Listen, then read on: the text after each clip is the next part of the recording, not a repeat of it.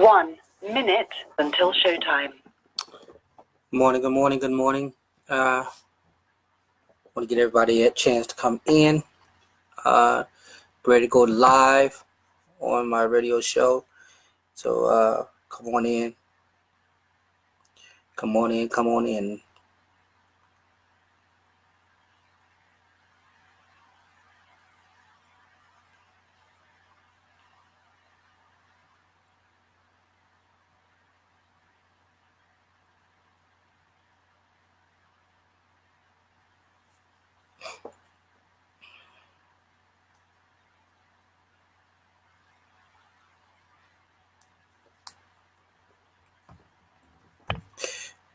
We'll be getting started shortly. I'm ready to get this party started. Give me some water. Your show will go live in 5 seconds. 4, 3, 2, 1. Blog Talk Radio. He's a man who's going to tell you like it is. You can never be afraid of something that you don't know about. Now that's ignorance, and for us, ignorance is not bliss. He's a man who's not afraid to talk about the real issues and not skate around it.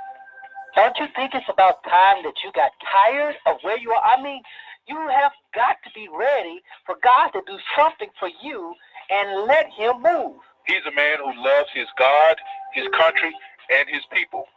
I'm going to be honest with you. I'm not too fond of the political state of the world, and particularly the U.S. is right now. But if you want change, you have to make it happen. You can't keep settling for less than what you ought to have. He's a man who's sowing seeds of life, love, and liberation to anybody who's willing to hear. There comes a point in time when everybody just needs to shut their mouth up and listen to God. And God is the one who will lead us, and God is in our truth. He'll tell us everything we need. That covers every area, every facet, from politics to church to you name it. God's got it covered. He's a man that seeks the heart of God for the people of God. You're listening to Zero to Dave with Pastor Lorenzo Neal. Good morning, good morning, good morning.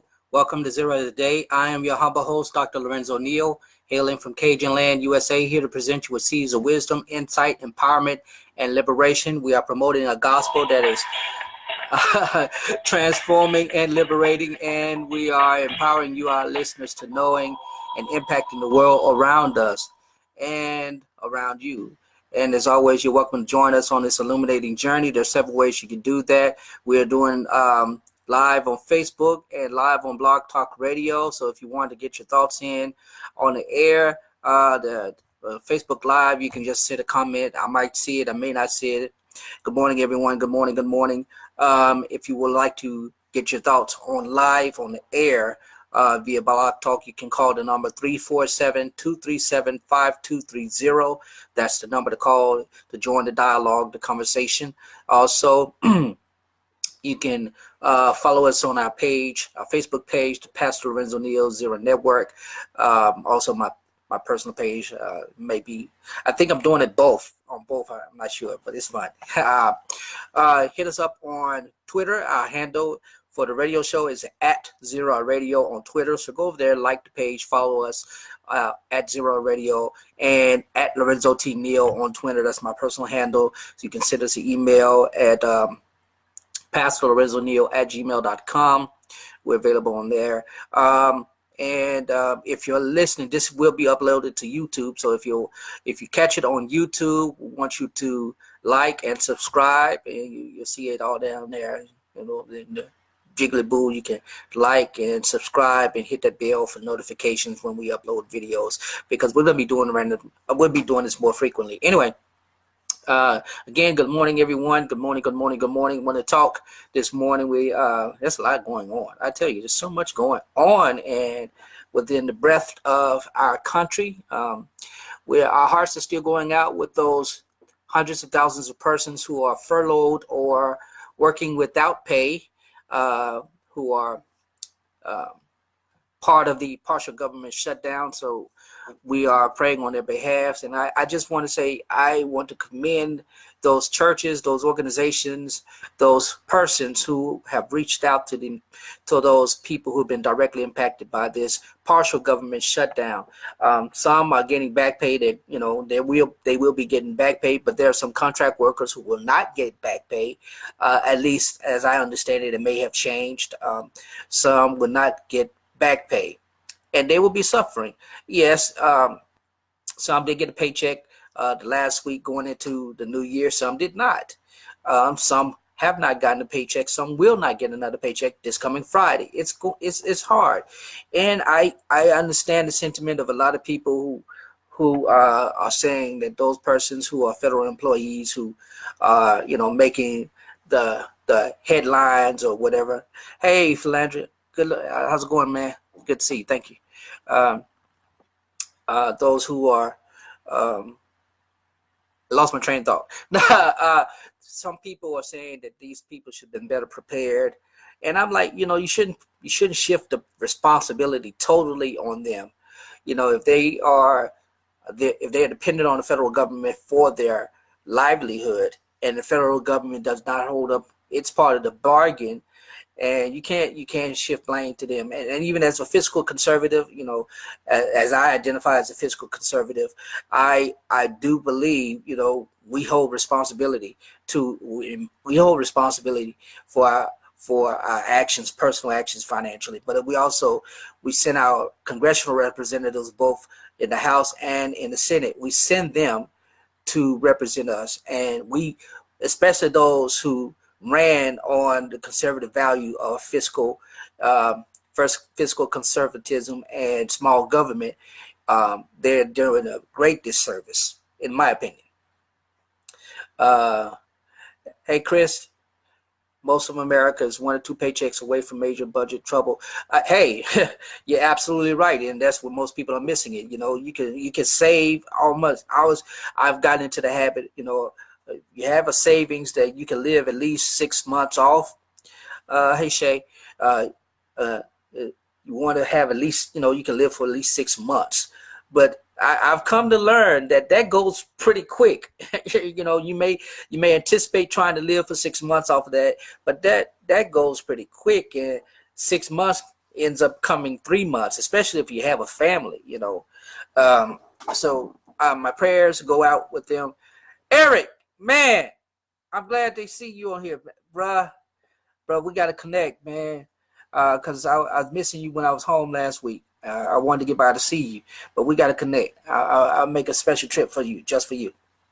But anyway, and we've got to get beyond this idea that they are responsible for their own demise, economic demise. That's unrealistic, and any person who thinks such is hurting themselves. They're doing more damage to themselves than anyone else.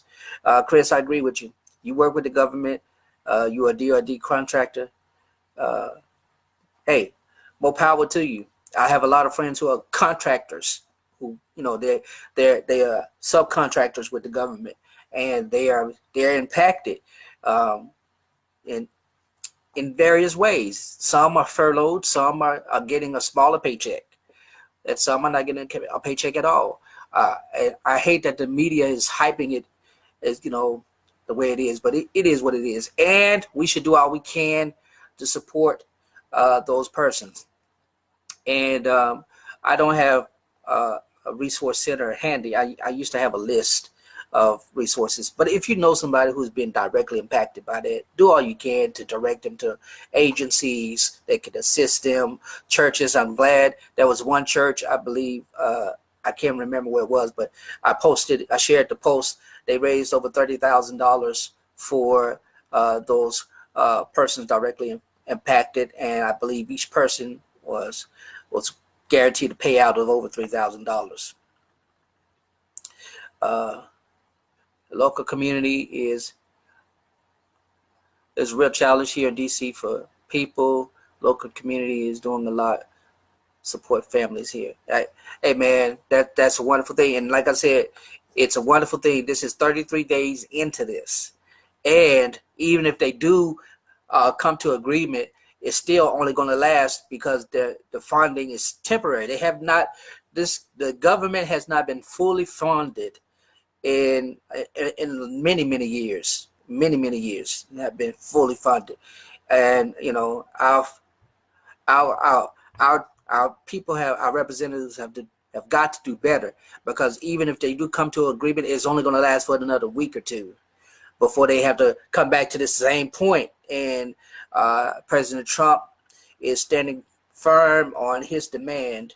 I don't really want to call it a demand, but he believes, and along with those who support him, believe that this funding for this wall is a greater necessity in the long term. And I can see it from the long term perspective, how they're putting, how they're framing it. I understand it, but in the short term, is the impact of the short term greater than the benefit in the long term? And we have nothing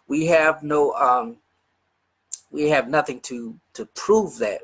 We have insufficient data. We don't know that to be true, if it's long term or not. But what we do know right now is that the short term is directly impacting individuals, and we should be we should be more concerned about the humans that it's impacting than the policy that or the policies rather, that we want to put in place. That's just my opinion. But I want to commend all those churches that are doing that. I pray we can do so. Many others can do it. My church is partnering. We're partnering along with our connectional church. We are not doing anything as an individual body. We don't really have the resources like we would desire to do. And I wish we did have more, but we'll get there. But anyway, so I want to commend those persons, those organizations for doing so, and I want to commend those people who are working without pay. I can't imagine it. Yes, I can. I've actually done it. So I know what it's like to work without pay. But I wouldn't recommend it at all. I wouldn't recommend it at all. I've just, I don't know. That's just me. I was doing it because I'm just dedicated like that. But there are plenty who are working without pay, and some would say that's slavery. But they're doing it with the expected hope of getting that time and getting that stuff back. And that's what they're expecting, and I hope that comes to fruition. I really do. But anyway, I just want to touch on that. I am also very disheartened this at the loss of my Saints last weekend. I was heartbroken. I was in between. I was doing a lot of things, and I only caught part of the game. And man, the parts that I did catch, I was like, come on, man, refs got to do better than that. I got 4 eyes. Could see some of the stuff that they were missing. And there's a petition on change.org. There's a petition for a do-over. So if you want to go sign that petition to get the Saints to play again and to go to the Super Bowl, you can. I'm content with that. I'm content with that. Let it be what it be, and let the Rams have their day. Patriots fans, congratulations again. I'm just being messy. I am just being messy. But anyway, that is not why I got on here. This is not the show. The title of the show is Acknowledging and Overcoming the Dark Side of Leadership. That's what we're talking about. The others just happen to be something I was wanting to address. But I'll still Who Dat Nation all day, all year. Yeah, it is what it is. Anyway, so let's get right into the topic of the day. And again, if you want to share, Roz, I want you to call in, Rosalind. I want you to call in because I want you to join the dialogue if you don't mind, if you're able to. And if you, again, welcome everybody. Thank you for tuning in. This is the Zero Today broadcast with Dr. Lorenzo Neal. We're broadcasting live on Facebook, as well as we're doing the live show on Blog Talk Radio. So you see me going all kind of crazy. That's what's going on. Anyway, So we thank you for tuning in. If you want to leave dialogue, you want to leave comments, you can do so on the chat side, on the Facebook Live. If you want to, you can call 347-237-5230, and that will be on the Blog Talk Radio, and you will get on live. Yeah. And I want to make sure that I can see when people call in. So that's what, if you see me shifting screens, that's what I'm doing. Who dat all the way? Yes, indeed. Who dat? Man, you can't. Well, I lied. My brother is from Louisiana, and he's a Cowboys fan. I don't know how that happened. I really don't. I love my big brother, Kevin. I love him. I love him with all my heart. I just don't understand how he messed up so bad being a Cowboys fan.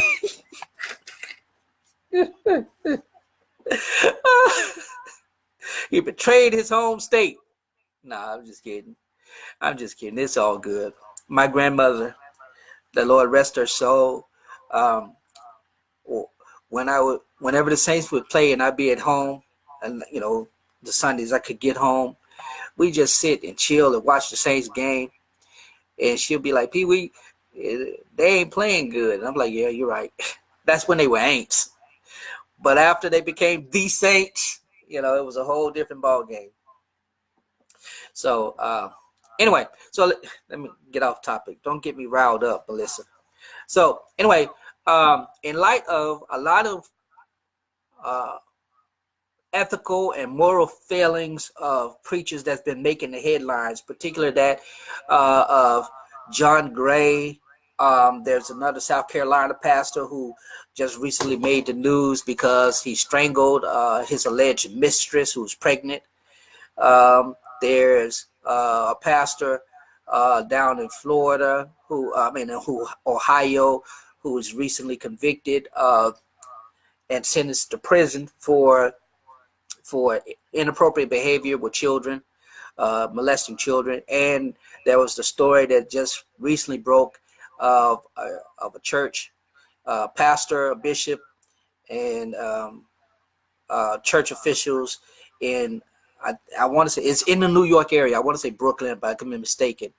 Progressive Baptist Church, I believe that's the name of the church, where the pastor was having inappropriate relations with his own daughter, and it was she just happened to tell her sister-in-law what was going on, and the sister-in-law did a live, just an angst of what had happened, and of course that further developed where the members were bold enough to direct their anger.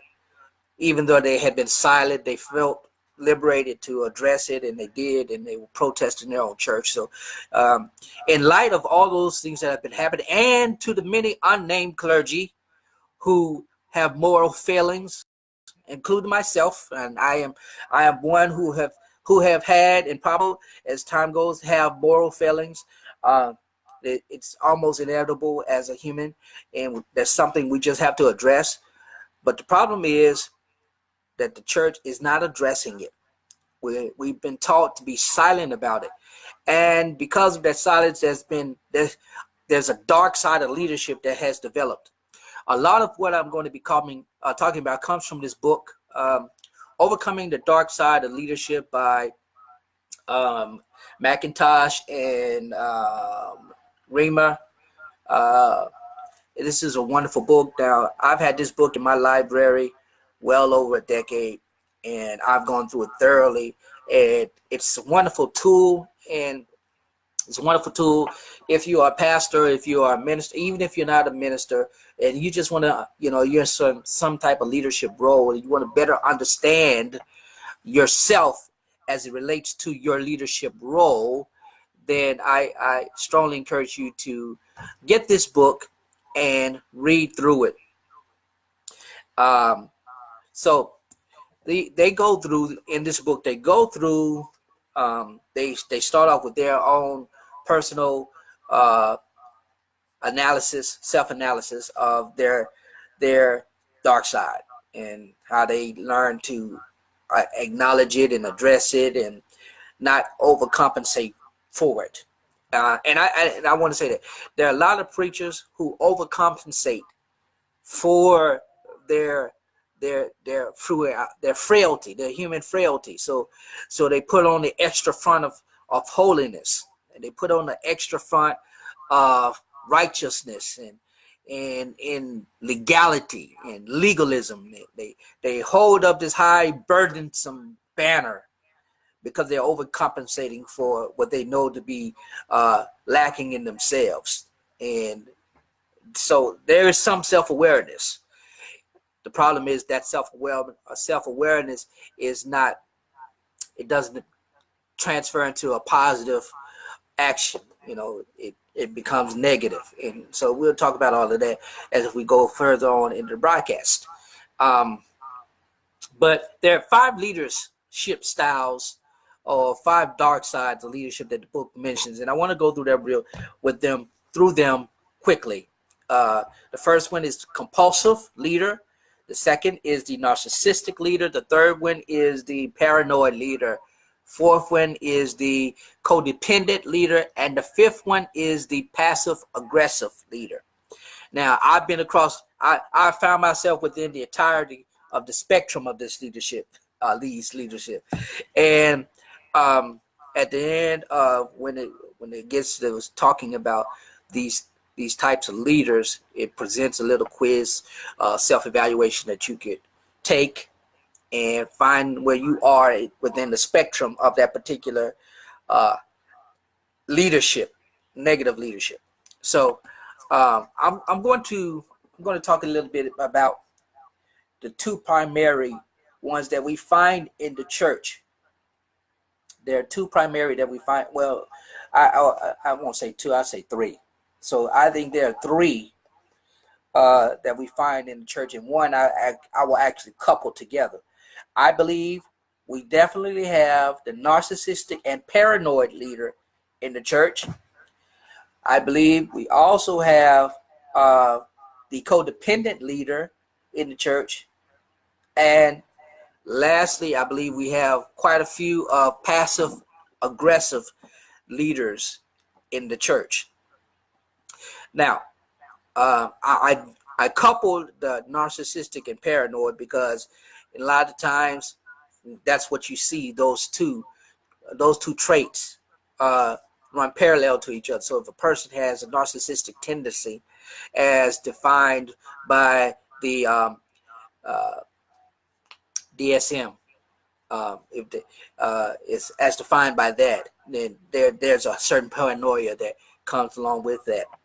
So anyway, so I want you to join me. I don't want to run out of steam, but again, you can tune in. So let's talk about the paranoid leader. Let's talk about the paranoid and the narcissistic leader. We understand the narcissistic leader to be a person who is full of themselves, him or herself. They see themselves as the epitome of the best of the best, the brightest of the brightest, and there's nothing wrong with that. But the thing about it is that when you become narcissistic, what happens is image becomes everything. It's about how you come across to other folk. How do people view me? How do I want to be viewed by people? How do I want people who interact with me to think of me? And believe it or not, there's a little bit of narcissism in every last one of us, and because of social media now, that has been greatly heightened because some people are just a like away from total destruction, self-destruction. If they don't get the likes that they want, or they don't get the followers that they want, or something like that, they can go off their handle. In this world, perception, you're right, Rosalind, perception overrides reality. In this age, that is the case. Perception overrides reality. We can create our own virtual reality. on social media. So I think about, there's this pastor Thaddeus Matthews. I've known him for a while. I've been following him before he started his church, and he's known across the spectrum of social media as the cussing pastor. He's known as the cussing pastor because he curses. He doesn't have a problem letting you hear him cuss and all forms of profanity. Um, but that's his niche now. That is his niche now. He is, he's gained a larger following because folks see him as real. And I am not in any way, I'm not hating on him or anything like that. I'm just kind of using this analogy as to the way we now create ourself, and using social media, via our Facebook and all of that stuff. We can create ourself, and that self can be different from our actual self. And my study, my area of expertise is the differentiated self. That's what I did all my doctoral research on. In that sense, I help people explore who they are interpersonally, and how they relate to each other. And the better self differentiated a person is, the less likely they will need anyone else to validate them. They would need anyone else to affirm them. They will be all right with criticism outside from others. All of that, I'm just kind of condensing how self differentiation works. And so what we find is that in the church, in the physical church, there's no opportunity for self-creation. You can create your preacher identity. You can, so whenever you get up to preach, this is what you're going to say. You're a hooper, you're a teacher, you're a spiritual person who operates in spiritual gifts, prophecy, laying on hands, and all of that stuff. So, you create this persona from behind the pulpit that's temporary, because once you disengage from that persona, then you have to go back to your life. But social media, virtual creates opportunities for you to carry on that persona as long as you want to. And some are none the wiser that you're not real. This is not the actual you. You're not self-actualized. You're virtual actualized. And in that context, you're searching for something to validate that particular identity, that particular self. And when you do that, when you start to do that, and now I'm getting off on a tangent. I'm trying not to get too far off on a tangent. But when you start to do that, the narcissistic side tends to perk up, and you can begin to think that you're something greater than what you are. Paul writes quite a bit in many of his letters, particularly in Corinthians and Romans.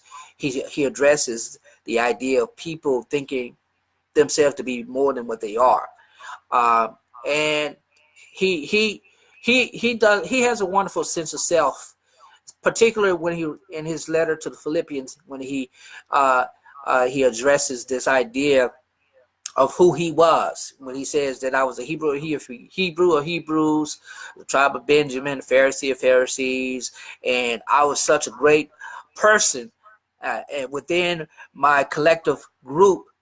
And now that I am I'm more aware of who I am in Christ, that identity that I had, that self that I once identified with, I count it as lost. I count it as dung. It's irrelevant to my new identity in Christ, because the identity that I have in Christ is that he is the head. He is above me. So I am crucified with Christ, yet I live. That's what he writes in Galatians. Not I, but Christ lives in me. And he follows that up also when he's writing in Philippians, when he says, therefore, when he talks about being Christ being dead, and we want to be a participant in the fellowship of his sufferings. So Paul finds a new identity, a new self-awareness in his ministry of promoting Christ. And I think we should do that too. Unfortunately, in the Western, now, Paul had a Roman identity. Paul had an Eastern cultural identity. Here in the West, we don't have that. We have scattered identities. We can pick up whatever we want and we can run with it. And it's a scary thing. It's a dangerous thing. I think about the movie Apostle. And I'm getting off. I've got way off narcissism here. Narcissistic paranoid leader. When you think about the narcissistic paranoid leader, pretty much one in the Christian context, one person comes to mind, and that's the person of Jim Jones, the one who took his church and took them to South America. And once he realized that the world had caught up onto him, and his paranoia had got the best of him, to the point that he, through his words of manipulation, forced or coerced or strongly encouraged nearly 1,000 people to drink poisonous Kool-Aid. Thus, we get the term "don't drink the Kool-Aid," and that's a reflection of a narcissistic leader. Now, that's a very obvious one. But the less obvious ones, for example, if you have like many of our churches where the congregation is small is familial, family groups, and if you are called to a church, or in our case, in Methodism, appointed to a church, you get the sense of authority.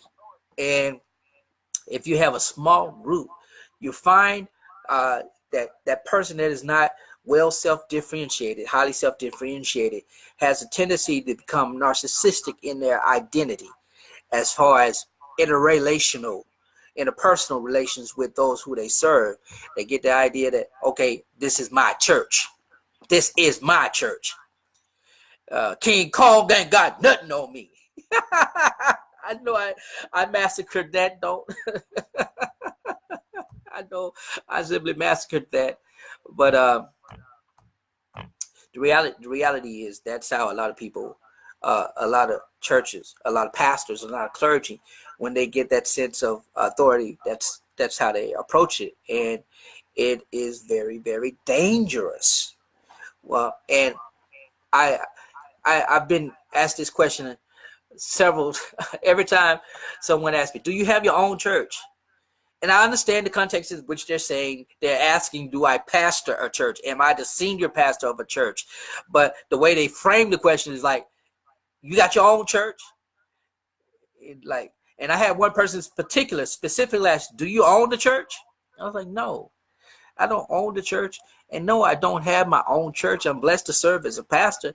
I know what you mean. I understand. And I answer appropriately. Yes, I pastor a church. Yes, I am the senior pastor of a church. No, I'm not an associate of a senior pastor. But they ask the question, you have your own church? And some people will say, yeah, I got my own church. And it's even heightened in the age of the independent church, because now you have persons who start their own church independently of a denominational covering. So they have no one to answer to aside from their local elder board, if they have one, or their local elder board are the ones they answer to, and they may have a larger covering. Somebody, they might say, well, Jake's is my spiritual covering, or Ivy Hilliard is my spiritual covering, or I'm affiliated with the Full Gospel Baptist Church, or something like that. They'll have a greater, they have something that they could say that they're connected to, but in reality, they are so independent that there is no one to hold them accountable for their own actions within the community of faith that they serve. So they can do whatever they want to do and get away with it. And we found that happen with Eddie Long, the Lord rest his soul, where, once he got to the point where he was able to put persons on his board who I won't say yes men, but once he disconnected from the Baptist Association, and they were an entity within their own new birth, we later found that he had access to things that he shouldn't have had. with young men, and that led, unfortunately, to a great downfall and in his ministry, and it's shameful to the body of Christ that things like that happen. That's the kind of narcissism that goes unseen. It's not always a narcissism or paranoia that is as pure and as blatant as the one we stated earlier. A lot of times it's just the idea that this is mine, and because this is mine, I can do what I want. And if it is unchecked, it can cause great disaster. And we're seeing that unfold now with the story of Progressive Baptist Church. That's what we're seeing unfold. Those members there were aware of the culture that was happening. They were aware of the culture in the church because they're stating, oh, this has been going on for a long time. From the pastor, the bishop, or whoever, this has been going on for a long time, and nobody was able to address it, either for fear of reprimand or for fear that retaliation, whatever it may be. It's that fear. And Roz, you can come on and you can call in. We can, because you talked about the voices in your broadcast the other day, and I really loved to continue that dialogue that you shared, if you don't mind. Again, if you want to get your thoughts in on the radio, you can call 347-237-5230. Let me make sure. There we go. So, yeah, I don't know how to invite people to join in on the live. I can invite you to join in on as far as just sharing the screen. Let me put it that way. But that's about all I know how to do. Let me. So anyway, the thing about it is, when we look at that particular facet of narcissism, that's more prevalent in churches. And because it's so prevalent, members lose their voice and they gain this powerlessness. And even though they have power through Jesus Christ and do all the things that he speaks of in Mark chapter 16, they become powerless to speak up against the oppression that they see in their own environment, their own faith community environment. And because of that powerlessness, it continues on. So that's the narcissistic paranoid. Let me read you one of the questions it asks when talks about narcissistic paranoid a narcissistic leader. It says, am I obsessed with knowing how others feel about my sermons, lessons, and performances? And this is another one. Do I find it difficult to receive criticism of any kind, reacting with anger, anxiety, or even depression when it does come? Another one is, in spite of achieving what others would consider significant success, I still find myself dissatisfied and driven to achieve greater things in an effort to feel good about myself. Now, as I took this, let me check that, Roz. It should be allowing you.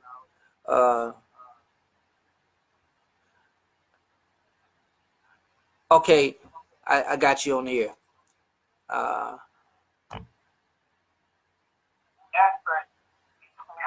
All right, Roz, I got you on. Let me finish this off real quick. So I found myself when I took this end of the chapter quiz, I found myself in the low end of a narcissism. And at the time I took this was back in 2001. And I had a lot going on, still been assuming I was in seminary. I had a lot going on. So I was still a bit ambitious. So Roz, can you hear me? Yeah. Yes, I can hear you. Okay, now so let's pick up on your discussion yesterday about the vulnerable, the voiceless, and all of that. share what you talked about, and then I'll shift back to what I was talking about. We're gonna try to see if this works. This should be fun. Okay.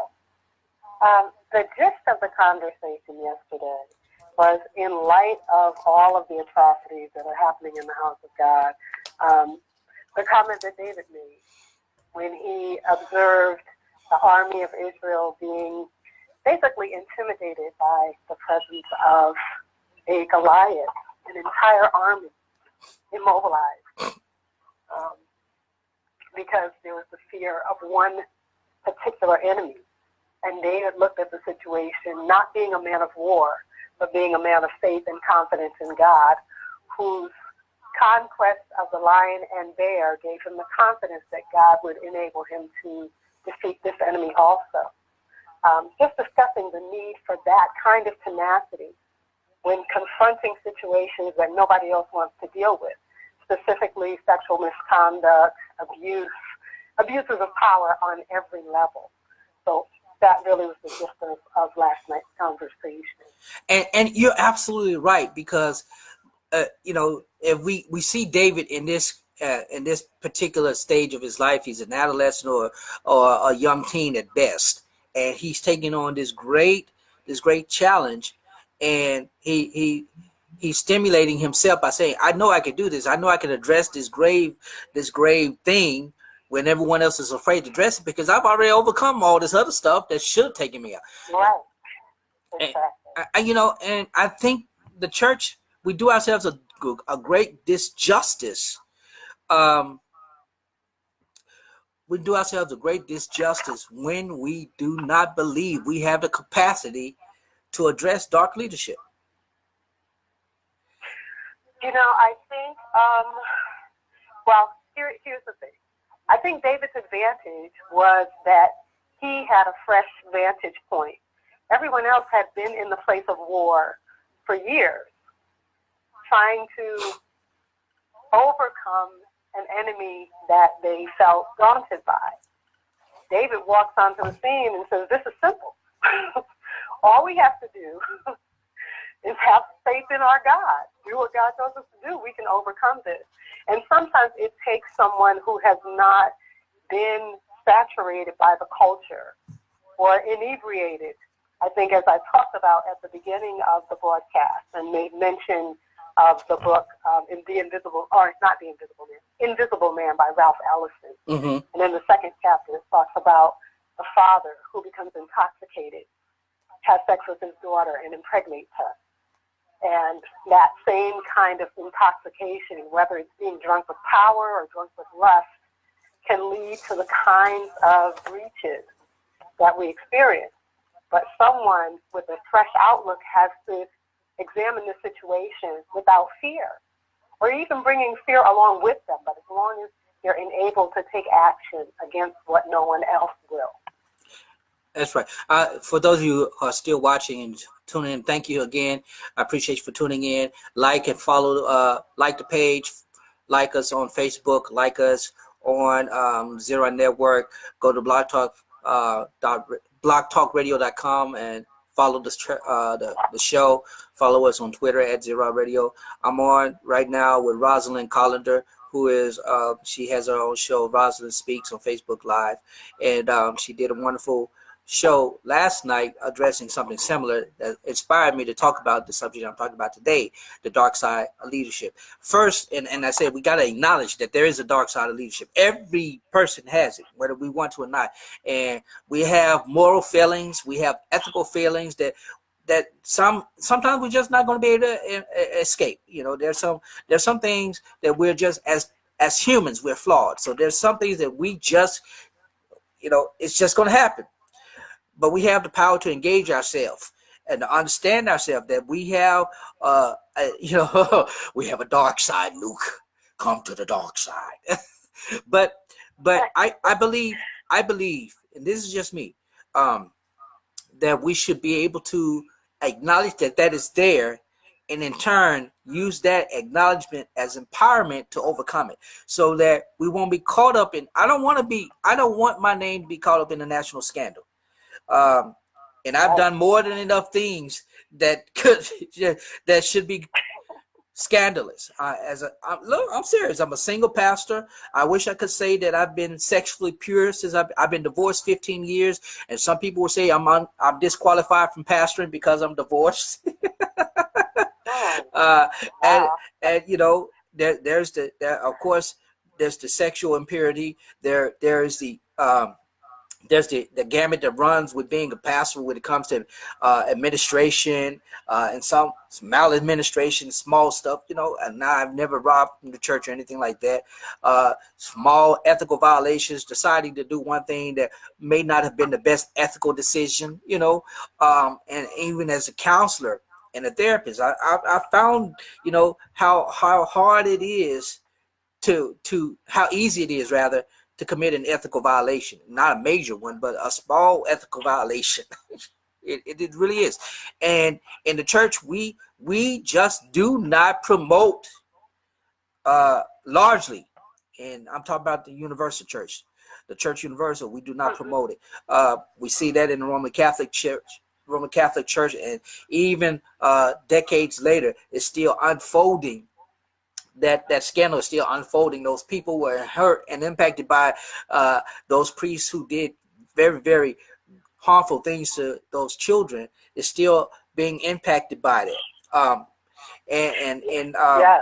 And as more stories come out, and I mentioned John Gray earlier, and the only reason I mentioned him is because, again, he's in the spotlight.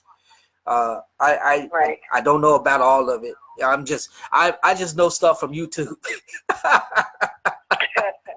And that's all I mean, that's where you get the information from.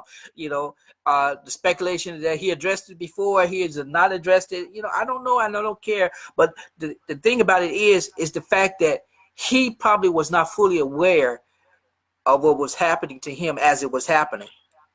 And that's the case Right. with all of us. Even with the codependent leader.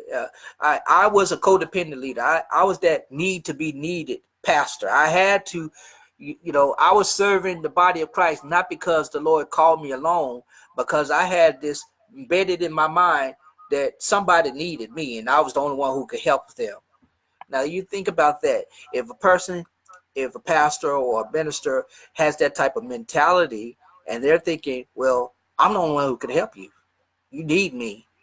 That sets it up for some type of moral violation to occur, some type of inappropriate. Not that it would always happen, but it just sets it up. And I know personally, I found myself where that has happened unknowingly, where I did that, and it did more harm to the party that I was trying to help than it was intended to help. So. Shoot, I am running out of time. Well, let me as a therapist, moving from the acknowledging phase to the overcoming phase. What are strategies? What are things that we could do? And I don't know if you're still on, Roz. You can share if you are still on. I don't mind at all. But one thing that I have learned is that through my self-awareness, taking time to know myself. Preacher, know yourself. Know yourself. Create healthy boundaries, for one. Create healthy boundaries. Know your limitations. You know what you like and don't like, and if you know what you like and you're around what you like, you better stay prayed up. And discipline. Practice self-discipline. That's easier said than done. But yeah, I am learning in this paradox of personal dysfunction. I am learning that the best way to address my dark side of leadership, my dark side period, is to, one, not just be aware of it, but engage it daily. In other words, don't just sweep it under the rug. And I think this is what a lot of preachers, and this is what a lot of members do. I try to be transparent when I can, from the pulpit, without having to tell all my business, and that's fine. You should be able to do that without having people feel like they can take your business and run with it. But unfortunately, in church, folk like gospel too. They like gossip, not gospel. They like gossip, and we could use, some people will use that against you. And Paul wrote about this in First and Second Corinthians, particularly in Second Corinthians. He writes about how so many people were antagonizing him because of who he was and what he did and how he came into ministry and how he went about ministry, his theological approach. You know, there were a lot of folk who just hated him because of that, and they antagonized him, and they made, you know, he addressed it. He had to say, am I not an apostle? Am I not like any of them? Can I not marry and have a wife like Peter and all the rest of them? Can, you know, where's this validation that I should feel I should be getting? You know, this validation that's not coming from you. It's actually coming from Christ.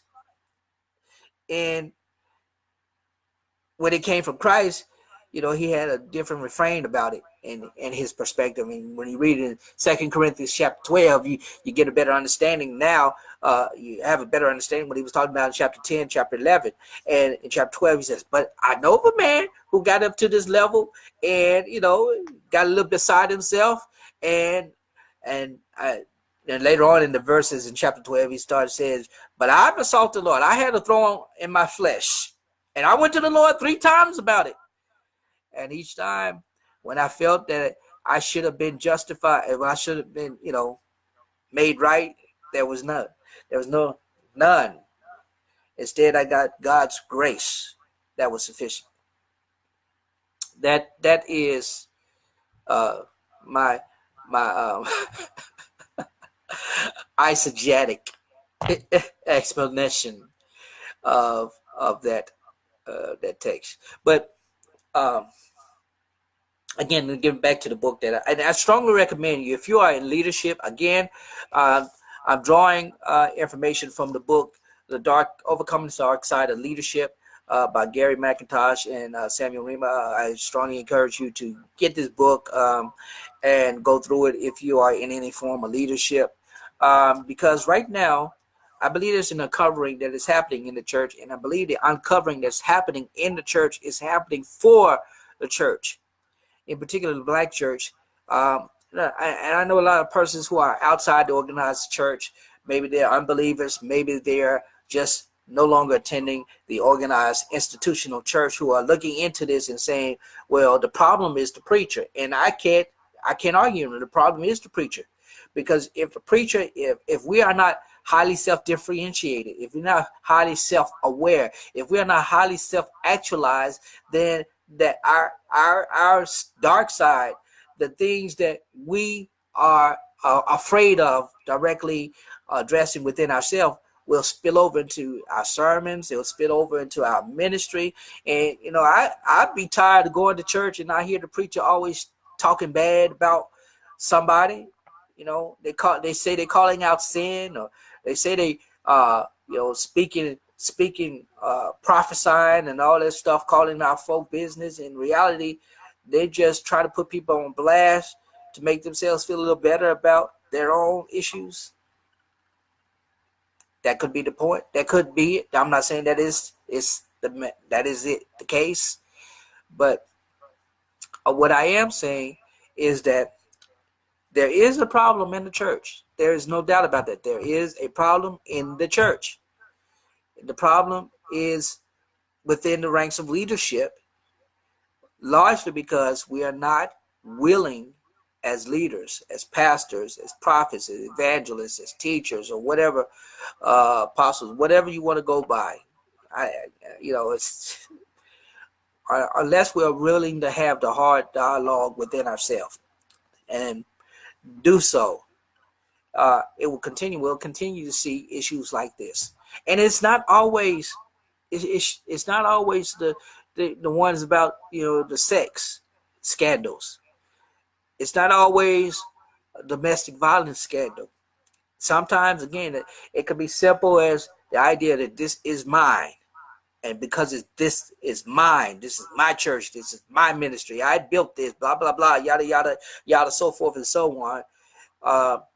We missed the mark of what the Christ would have us do for the people. And again, this is not just, I should have started out, this is not just a church issue. I mean, the same issues are happening outside of the church. And, there are persons who are in atheist leadership have the same struggle. There are persons in Islamic leadership that have the same issue. There are persons in Judaic leadership that have the same. There are persons who are Hindu have the same issue. It's across the board. I mean, religious and non-religious. Any person in leadership, must address this. We all can be narcissists. We all can be paranoid. We all can be codependent. We all can be passive aggressive. We just want to pass it on to somebody else. This ain't my problem. Let somebody else deal with it. And when we do all of this, Dr. Godwin, wow, hey Doc, thank you for tuning in. We all have these tendencies, and we must address them. If we do not, if we are not highly self-differentiated, what we will find is that rolls over into every aspect of our life. And if we are in ministry, it can be very damaging. I'm tired of being the preacher that is not willing to be transparent and let people know that I'm human. Yeah, government also, Eric, you're absolutely, well, government right now, Lord have mercy, that's a whole different thing. But we must be willing to look within, and when we look within, we'll find the power to be a better human first.